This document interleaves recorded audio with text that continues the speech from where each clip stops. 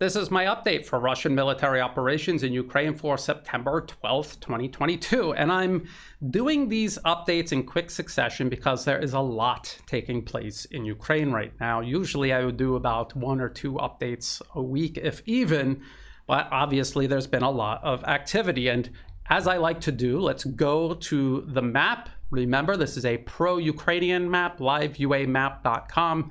It is essentially the visualization of reports coming in from Ukraine General Staff, the Ukrainian government, and Western official sources. So as we can see here, there was an offensive, and it was launched in at least 2 places. Rumors circulating that there's a concentration of Ukrainian forces in several other areas ahead of what may be an offensive. But as you can see, Kherson, this was where the first push was made.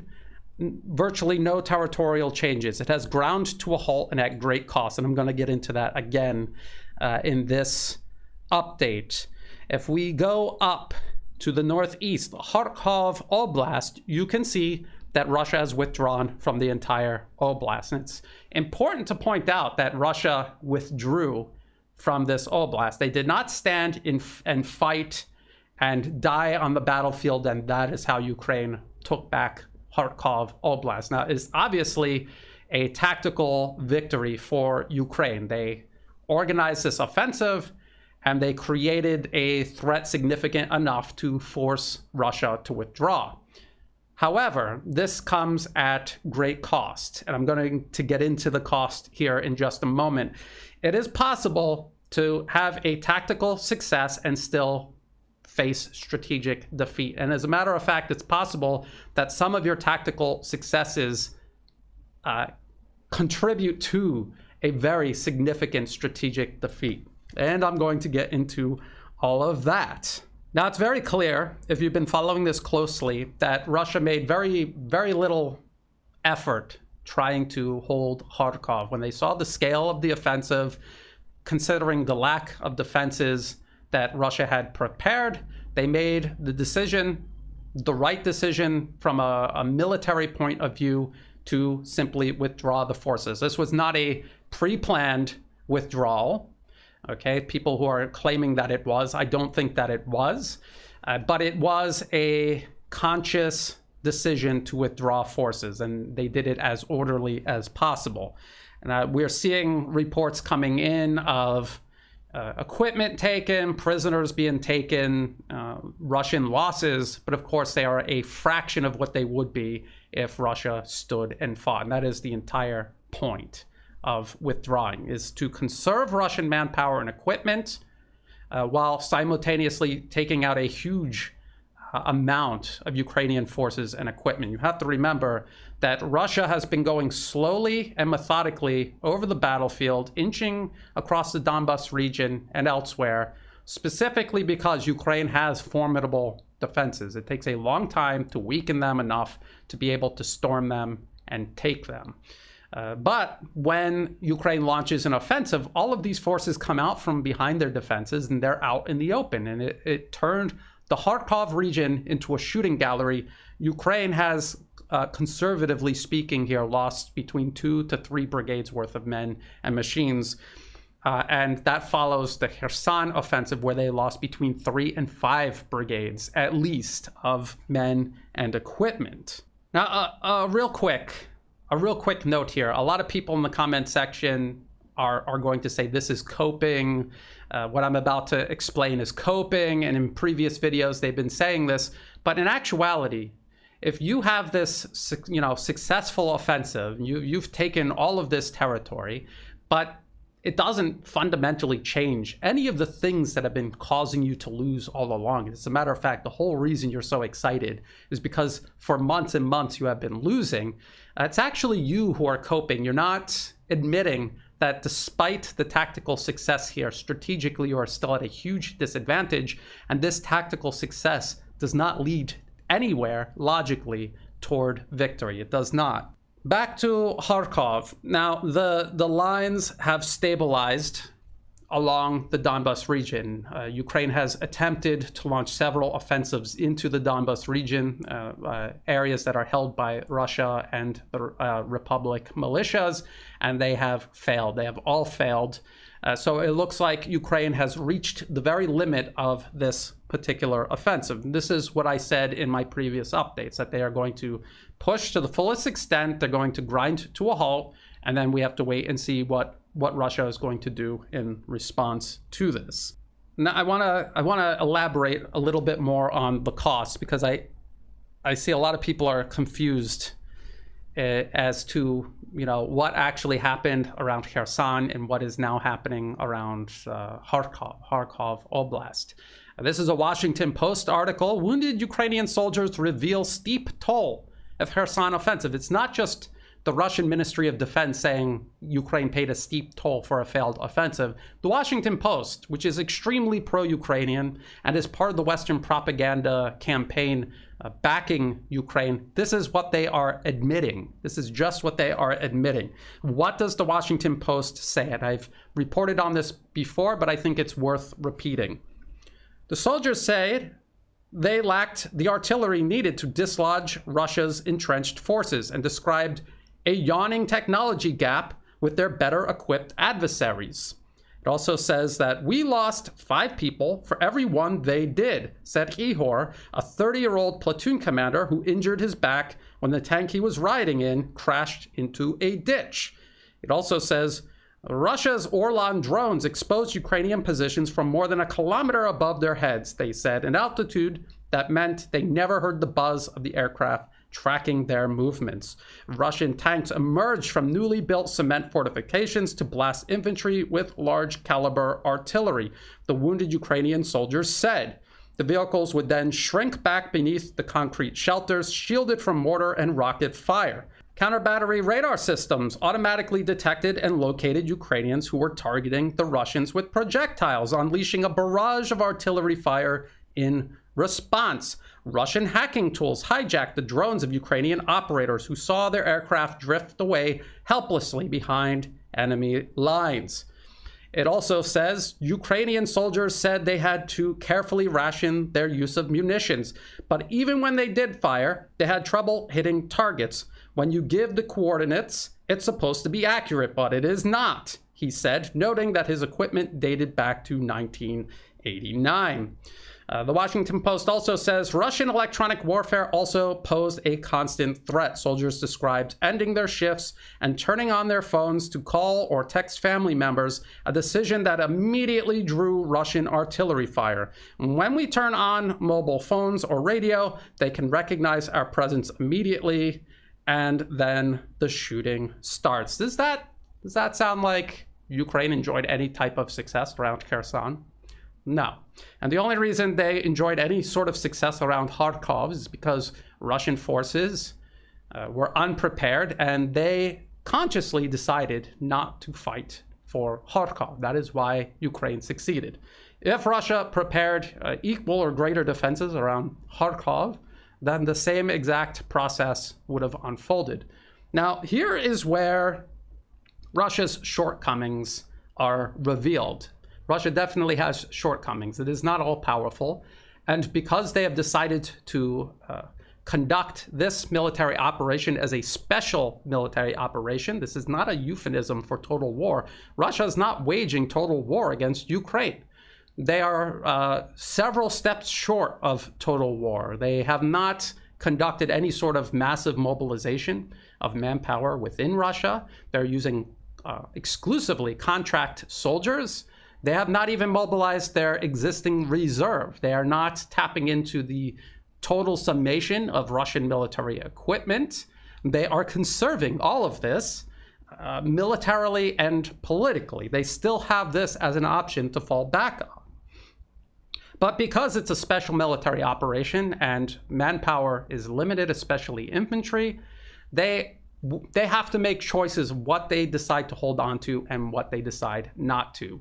The 3 objectives of Russia's special military operation in Ukraine is to demilitarize Ukraine, denazify Ukraine, and to defend the Donbas region.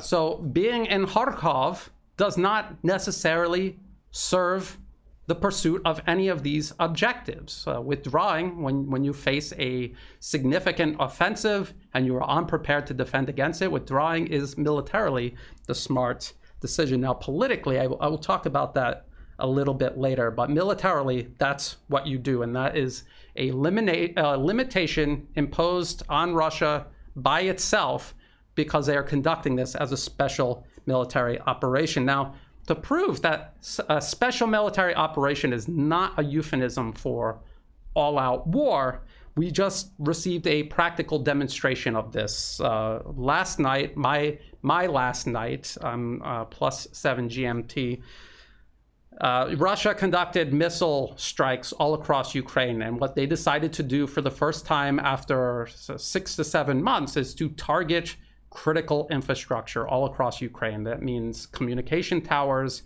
and power plants. And they plunged Ukraine into blackouts all across the country.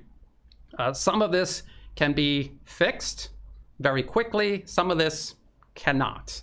And if Russia decides to continue doing this, this is going to have a very serious impact on Ukraine's combat power. The Guardian, in one of its live blogs, it discusses this attack on Ukrainian infrastructure. It says, Ukrainian President Vladimir Zelensky has accused Russia of terrorist attacks on infrastructure targets in Kharkiv, the country's second city. The attacks came hours after Ukrainian forces reclaimed thousands of square miles of territory east of the city as Russian forces abandoned their positions in the face of a counteroffensive. And this is the Western media confirming that Russia chose not to fight. They left. They did not fight and were destroyed. And this is how Ukraine got this territory back. They made the choice to withdraw. Zelensky said in a message on Telegram on Sunday night that Ukraine and the civilized world clearly see these terrorist acts and that Russia was trying to deprive his people of gas, light, water, and food. He added that Ukraine would prevail and appeared to address the Russian leadership saying, do you still think that you can scare us? And it's not about scaring Ukrainians. It's about further hindering their ability to conduct combat. And that is exactly what's going to happen here. Just one example. Now you have blackouts across Ukraine. You're going to need diesel fuel for generators to keep essential buildings running, essential infrastructure running, which means less diesel for the front line. That is just one example out of many. When you look at these offensives, counteroffensives conducted by Ukraine, you have to look past these very superficial conclusions that people are drawing. Oh, Ukraine is taking more territory in a couple of days than Russia has in a couple of months. But again, at what cost? Russia is fundamentally stronger than Ukraine. It has a bigger country in terms of landmass. It has a bigger population. It has a bigger economy. Its economy is much more stable than both Ukraine and many of its Western sponsors. It has a larger military and it enjoys advantages in terms of technology. All of these things that the Washington Post just described in relation to the failed Kherson offensive. When you look at the fundamentals, you can see that Ukraine is paying a disproportionate price for this gain in the Kharkov region. They have lost entire brigades. So the price for around Kherson was about 3 to 5 brigades. A brigade is about 4,000 men strong. So between 3 to 5 brigades. And we're talking about dead and wounded. Wounded meaning you sustained serious injuries that are going to keep you off the battlefield for the foreseeable future. Then around Kharkov, it's at least another 2 or 3 brigades. And when you add to that the fact that in terms of deaths, Ukraine is losing between 1 and 2 brigades per month just through normal fighting, and then another 3 to 6 brigades in terms of wounded, you're talking about a huge amount of Ukraine's trained manpower disappearing off the battlefield, and it is incredibly difficult to get it back. As a matter of fact, that these losses, and these numbers are based on numbers Ukraine, Kiev has claimed, their daily losses throughout this fighting. So to put all of that in perspective, we've got this from the Atlantic Council, which is essentially NATO's propaganda arm. The Ukrainian military must reorganize to defeat Russia. And it says, Ukraine began the war, and they're talking about February 2022, with some 38 maneuver infantry and tank brigades and 9 artillery brigades organized on the Russian model. Each brigade numbers around 4,000 soldiers commanded by a colonel. So let's be conservative with our numbers. Let's also give Ukraine benefit of the doubt and say that all of their brigades were up to full strength, which probably they weren't. Ukraine has lost 3 brigades every month.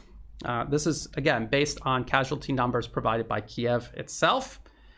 They have lost at least 3 brigades worth of men for 7 months, so that's 21 brigades gone. Plus now 4 around Kherson, again, being conservative, and another 2 around Kharkov. So that is a total of 27 brigades worth of men and equipment gone. When you add all of that up, that is 71% of what Ukraine began with in February 2022, according to the Atlantic Council. That is 71% of their maneuver and tank brigades. These are catastrophic losses that Ukraine cannot sustain. They have no ability whatsoever to keep pace with these losses. That means, reconstituting these brigades, training men who can conduct combat operations effectively on the battlefield. They cannot. There's absolutely no way they can do this. Now, to be fair, not all of Ukraine's losses on the battlefield are coming from these brigades. A lot of it is from territorial defense and other units that are thrown into the mix. But even if you were to cut that number 71% in half, it is still a catastrophic loss that they cannot sustain. They are not sustaining it. You can see that they aren't. And if you take all of these losses, especially now with these 2 very expensive offensives, Ukraine lost one, which completely failed around Kherson. Another, which it's a success in the sense that they took this territory, but it is a failure in the sense that they did not eliminate the Russian forces that were there. They simply pushed them out. Now, Ukraine, with its very limited, dwindling manpower, they have all of this extra territory they now have to hold. It also means that their strained logistics lines have to move that much further and that much more equipment that much further. This is something that even in the very near term is going to strain them strategically. A tactical success contributing directly to strategic failure. And here's where I want to talk about history a little bit. I want to look at the Ardennes offensive. This took place in 1944. It was Germany's last-ditch effort in the West, the Western Front, to carry out some sort of offensive. It was a massive offensive. They threw everything they had left into it. Even so, at the onset of this offensive, the planners behind it knew that there was no way they were going to overpower the Allies. What they were looking for was a political settlement for the war rather than allowing it to conclude itself on the battlefield. But it didn't work that way. So on YouTube, there is a 3-part documentary series. It's old, but it is really well done, incredibly insightful, and it's simply titled The Ardennes Offensive, and I will put the link to all 3 parts in the video description below so you could watch them. And I'm gonna point out a few clips just to give you an idea of what it's about. And I think you can very clearly and instantly spot the similarities between what Germany was trying to do then in 1944 and what Ukraine just did outside of Kherson and Kharkov very recently. So in this first clip, I'm going to show you, it's showing you how the dire situation Germany was in terms of manpower and equipment, and how they had to spend months preparing just to launch this offensive. And it really was absolutely everything they could muster thrown into this last offensive. In the west, the Allied armies, after breaking out of the Normandy beachhead in July, had advanced rapidly and were poised to attack into Germany. They'd come to a temporary halt, however, being still at the end of a perilously attenuated line of supply, reaching right back to the Channel ports. They were awaiting the opening of the port of Antwerp, before launching a further, possibly final attack into Germany. This was the situation that faced Hitler when he considered and planned his audacious counterattack. He assessed the military and political situation facing the Third Reich. He realized that a German victory against such odds was highly unlikely, but he also believed that there was a great deal of dislike and distrust between the Allies. If one single offensive could be mounted that would drive a wedge between them, their fragile relationship would collapse. With this situation, Hitler felt that he could avoid the demand for unconditional surrender, negotiate separate peace treaties with the Western Allies, and so gain time to fight the Russians in the East. He concluded that his best chance of success lay in the West, and in mid-August gave the order to prepare to take the offensive in November when the enemy air force cannot operate.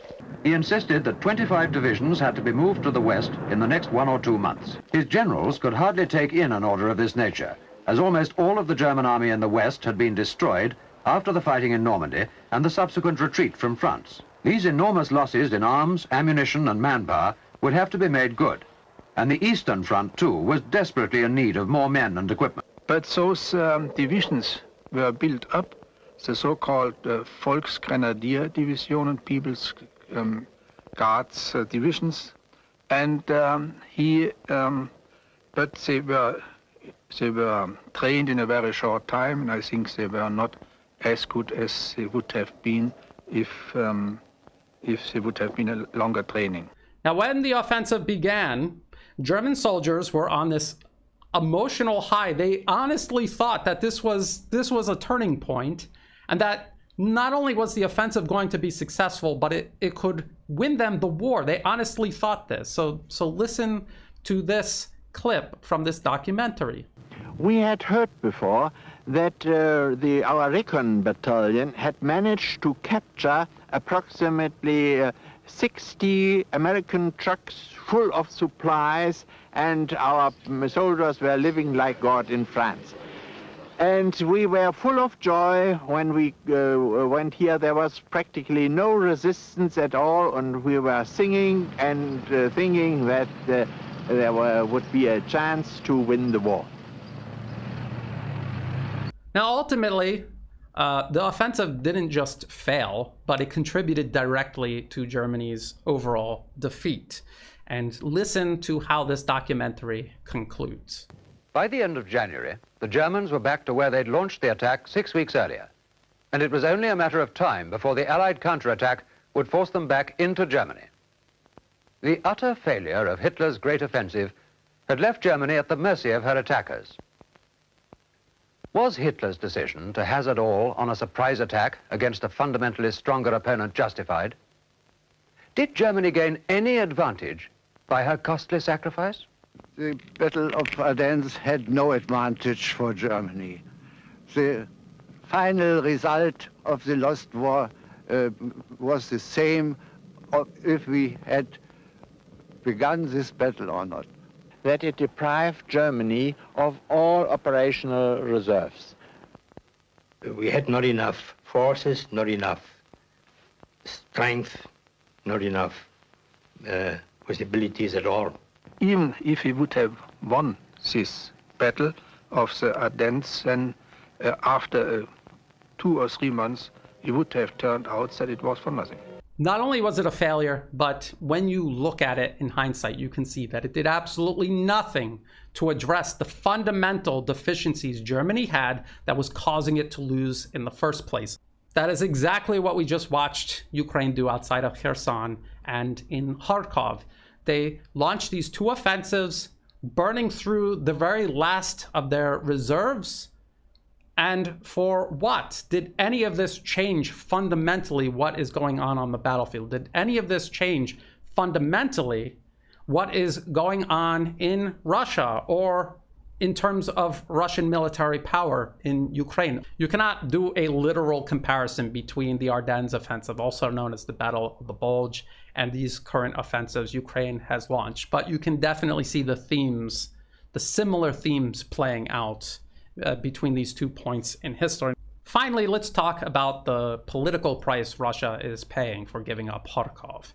Every Russian-speaking Ukrainian in Kharkov who was, working with the Russians or welcoming the Russians or tolerating their presence there in Kharkov, they're going to be harassed or imprisoned or tortured or murdered. And we've seen this play out over and over again all throughout this conflict. That is what's going to happen to the people left behind in Kharkov. And there's no easy way to get around that. That is what's happening right now. But I want to point something else out. Since 2014, since the US overthrew the elected government of Ukraine, the resulting regime installed into power from that point onward has terrorized Russian-speaking Ukrainians all over Ukraine. Didn't matter whether they were in the Donbas region, in Kharkov, Oblast, or anywhere else in Ukraine. Ukraine has been sponsoring terrorism in Crimea. They killed Daria Dugina right outside of Moscow. Ukraine, the regime in Kiev right now, poses a threat to everyone, everywhere, not just in the Donbas region, not just in Kharkov, not just in areas the regime in Kiev administers right now. The whole purpose of Russia's military operation in Ukraine in the first place is to deal with the threat the client regime in Kiev poses, not just to the people in Ukraine or in the Donbas, but also everyone in Russia. It's not just the threat that the regime in Kiev poses directly to Russians, but also the implications of NATO expanding itself by proxy right up to Russia's border. That said, there may be some calculation that was done that goes something like this. They understand that the people in Kharkov are going to suffer tremendously, but because Ukraine has overextended what's left of its reserves, what's left of its forces, and they are taking serious losses right now, and now they are incredibly vulnerable, and they are much more spread out, and they are much more vulnerable than they had been. If this hastens the end of this conflict overall, then maybe this, relatively speaking, short-term suffering might somehow be worth it. That is something that we won't know. Only time can tell. We saw a very similar situation unfold in Syria. From 2015 onward, Russia made a lot of difficult decisions, a lot of policies that at the time frustrated absolutely everyone. People wondering why they aren't being more forceful and doing things quicker. But when you look in hindsight, you realize that if they didn't do it that way, it could have actually created a much worse situation that would be much further from peace and stability than Syria is now. And Syria is by no means out of the woods yet, but they are in a much better position than when they were in 2015, that is for sure. Now, one last thing I want to address. A lot of people are saying, well, Brian, you're very critical of Ukraine and how they are fighting this, and you're pointing out the futility of this fighting. But what should they do? Should they just give up their sovereignty to Russia? Or, Russia invaded them. Why aren't they allowed to fight back? Ukraine already gave up its sovereignty back in 2014 when the US overthrew their elected government. A government that was far from perfect, but a government that was maintaining a balance between its relationship with Russia and its relationship with the West and getting the best out of both worlds. Today, from 2014 to today, they were forced to pick a side. The client regime installed into power allowed for nothing else. And by doing so, they have destroyed their economy. They have divided their population into what you could call a civil war. And they have been hurtling towards this cliff of self-destruction the entire time.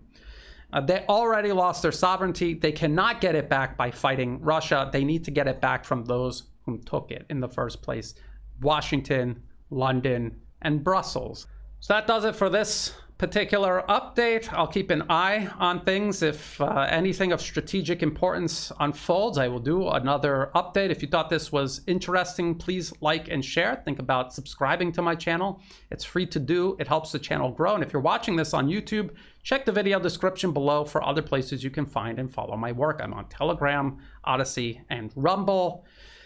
Also in the video description below are all of the links that I referenced, including the 3-part documentary about